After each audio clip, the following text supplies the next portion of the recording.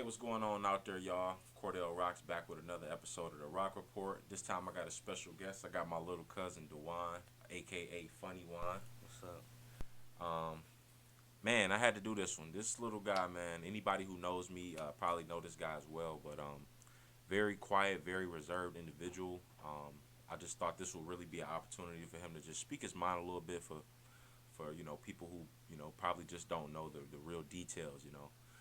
Because on the outside, you might not know that this kid is extremely intelligent, and I don't even want to toot your horn a little bit, because you know, I think it's all subjective at the end of the day. What's smart to you might seem, crazy to somebody else. Like, oh, he just crazy. He ain't really. So you get those comments. People like Will Smith, guys like Kanye West, they was misunderstood early as kids. Like people just looked at him like, oh, he probably just crazy. He don't know. But this kid is extremely intelligent. If you actually had the opportunity and was fortunate enough to have a conversation with him, so I just wanted this platform as an opportunity for him to speak his mind a bit. So one of the topics he wanted to talk about, so I'm gonna go ahead and bring it up now. We want to talk about school. 15 years old. This you getting to that age. Once you're done with high school, you're gonna be pressured by parents and teachers and uncles and just outside forces. People telling you to go to college, and I know you said you was kind of already dealing with that. But what do you want to do? Like, what will make you happy? Well, a couple of days ago, you asked me that, and I said a doctor, and I was kind of thinking like, that's not for me because college and stuff. Hmm. So, what I really want to do, because a lot of people don't know this, I'm very funny. Hmm. I make a lot of people laugh. Yeah. I want to go into comedy because I thought about it and like make a lot of money, Hmm. travel, see different things, Of course. meet different people. Of course. So, yeah, that's one of the passions that I have. Okay. Now that's interesting, man. That's honestly the us have. I'm glad we having this conversation. This is the first time I've ever really heard him say that. And so, one of the things I just want to throw in there, you mentioned the money part. Um, a lot of people confuse success with money, and I'm probably gonna spend the next 10, 20 years of my life trying to like just change that conversation. I want people to just get the idea that success is money out of their head and think about happiness as success.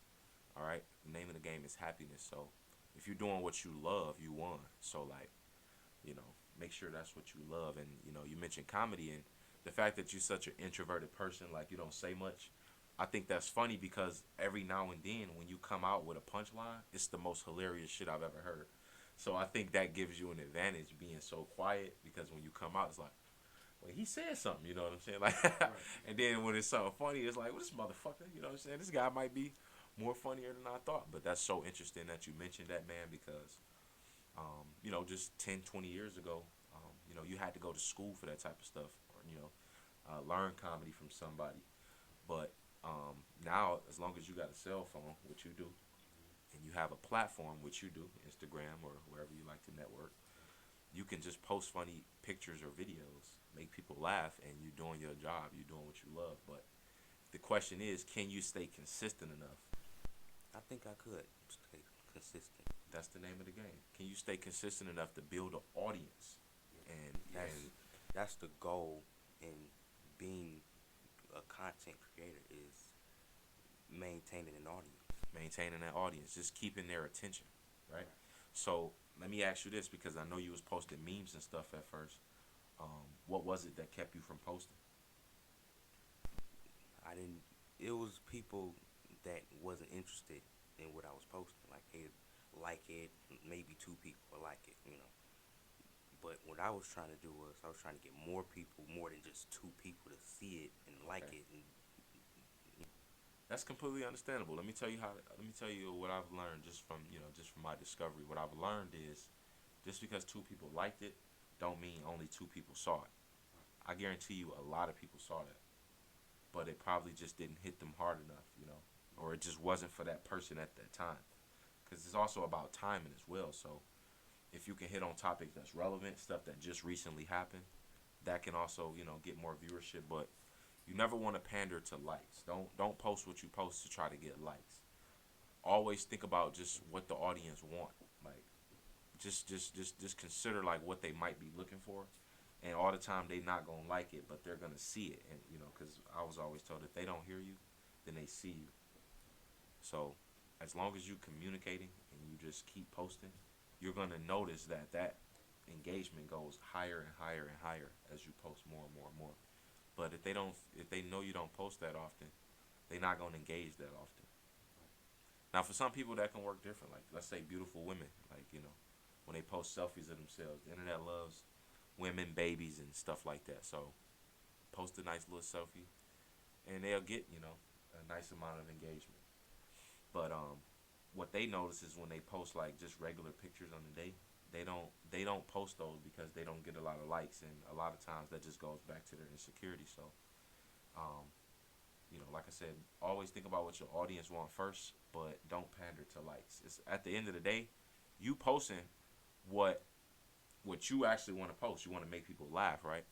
But you're doing it in front of an audience that wants it. So like if people not engaging, that's just not the audience that you're looking for. So what else outside of maybe comedy or school is are you interested in? Video games. Okay.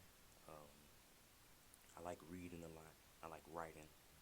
You know, just to keep my mind going. What kind of video games? Mm, like, okay, basically shooting games like Call of Duty, Grand Theft Auto, stuff like that.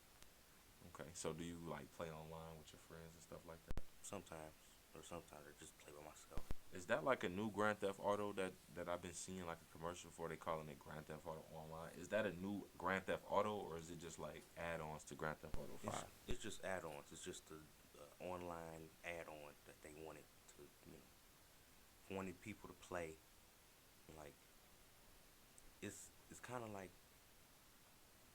a DLC, Okay. but just multiplayer. Okay. All right, cause I never had the chance to have to call it the Grand Theft Auto experience. I did get sucked up into the Call of Duty experience though. It got so bad for me, man, that I just had a fro. I just had a fro growing out. Like I didn't even cut my hair. I was going to school, and the only thing on my mind was to get home and play the game. Like that's what my life had become, and it wasn't like I was trying to win no money or build an audience and be great. I just wanted to waste time and play the game, and not necessarily waste time because when you're young, you don't necessarily know exactly what you want to do yet. So I'd rather you just play the game than get in trouble out here. You know what I'm saying? So that's what I spent most of my time doing, coming home from school, playing the game, and I had no real goals. I wasn't really aiming for nothing. So I think the fact that you're 15 and we can even have this conversation gives you an advantage because now you know that you already know what's about to come from parents, like I said, and teachers and outside forces. But as long as you know what you want at the end of the day and you're working towards that, nobody can stop you. So like you should be posting more, like more funny memes and stuff like that. Spending more time creating. Like earlier, when I came in, you was chilling. That's that chill time. That's time for you to be creating. The more you're creating, the less you're gonna have to work when you get older. I mean, we had this conversation. I told you like I'm excited to be on vacation. Like anytime you're excited to be on vacation, you shouldn't be working where you work. But for me personally, I'm excited because I got more time to obviously create. So you said you like to read books. What kind of books do you like consume? Mostly novels, like stuff that's based on real life, but not really necessarily real. It's a book called Blood is Thicker. Mm, It's not necessarily a real book, but it could be a real thing. Basically about a teenage boy. He moved from California to Detroit, and he having family problems, having problems with this cousin that he's living with. His dad is going through cancer.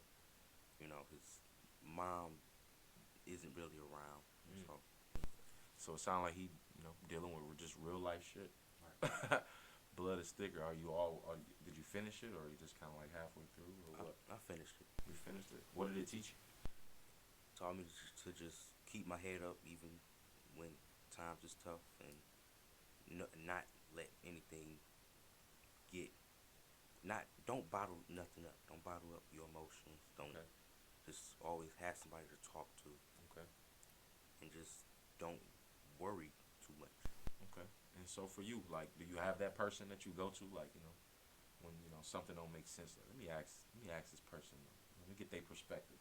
You Yeah, got that go to? yeah. I have my parents, some friends I'm confidently talking to sometimes. Sometimes I go to my counselor at school. Sometimes I talk to my teacher. Mm. So you take advantage of those resources. Right. That's what's up.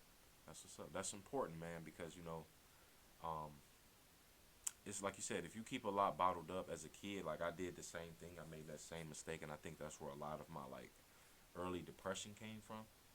And I know this is a depression is a touchy subject, so I don't like to really go there too often. I did a video on that previously, but yeah, like when you keep stuff bottled up, that's what it leads to. So like I say, like always be transparent with what you're experiencing and what you're going through because there's 7.8 billion people on this planet. There is a good chance somebody is going through worse stuff that you're going through, if not the same experience. So you never know what an outside perspective can offer you. But like at the end of the day, like I said, it's about like just finding what makes you happy. So I'm glad you got somebody that you can talk to, and you're not afraid to like just say how you feel and just say what's in your mind. Like I can see you right now, like in that counselor's office, just going on like about like just what you're experiencing. So that's important, man. Um, Let me ask you this, because I know a lot of kids your age, like on social media, they have like specific like icons and idols that they look up to. For you, I wanted to know personally, who are some of those people? Who are some of those like heroes or people that you got like a lot of respect for, and you consume a lot of their content? Um, well, I'm more of a music listener than whatever. Okay, we'll call them content consumers, people who like watch TV and stuff like that. Okay, so you listen to music more. I listen to music.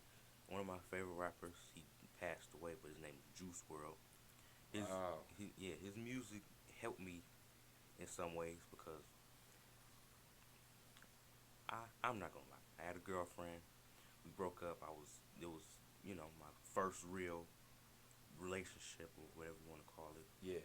And you know, I listened to this song called "Lucid Dreams" by Juice World, and I just kept on listening to it over and over.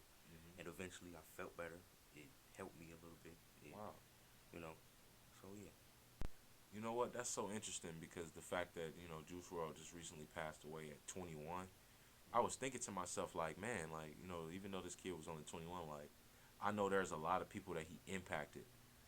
Just for your name to even be brought up in certain people's conversation, you have to impact certain people in a certain type of way. So it just made me realize just like, and why we doing what we doing now? Like we're putting out content. This is content right here. So people get to see this 10 years from now, 20 years from now, and then when you 25, you're gonna look back at this and like, wow, this is where my head was. This is what I thought about life and what I thought about the world, and you're gonna be able to literally measure that growth.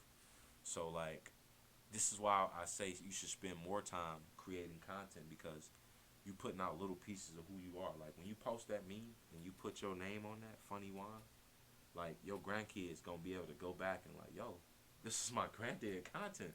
This is his body of work right here. So like, even though Juice WRLD is gone, you still got his music and the music that he left behind. You always gonna be able to go back to that. Like, so the only difference is now with him being gone is you don't get newer content. That's it. So he can't put out more content now, but you can enjoy the content that he left behind. So that's the only difference, man, between people who are legends. They got a lot of content or good content, quality content for you to consume. And that's the only thing that really makes you a legend at the end of the day. So like think about every time you post on your timeline, think about adding on to your legacy. How the world is gonna remember you because we don't know how much time we got. He was only 21, so he impacted and that's really what life is about at the end of the day since we don't have all the time in the world now. The odds are, Juan, you're gonna live to be 99 years old. That's the odds. Like modern medicine has gotten to the point to where you have a really good chance to live for a long time. Now, I often tell people that my grandma once said that if she knew she was gonna live as as long as she is today, 76 now, if she knew she was gonna be alive that long, she said she would have took better care of herself. The thing is, people don't even know or or believe that they're gonna be here that long. But 9 times out of 10 you are. So I want you to live the rest of your life as though you got 100 years, right? So that way you don't have to like live life on nobody else's terms and do what nobody else tell you to do when they want you to do it. Like, well, you should go to school. Why? Like, I'll go to school when I want to go to school, when I'm ready to go to school. I'm talking about after you out your mama's house and everything, because you can't be living under your mama's roof and living off her money and she paying the bills and you tell her what you gonna do. That's not how life works.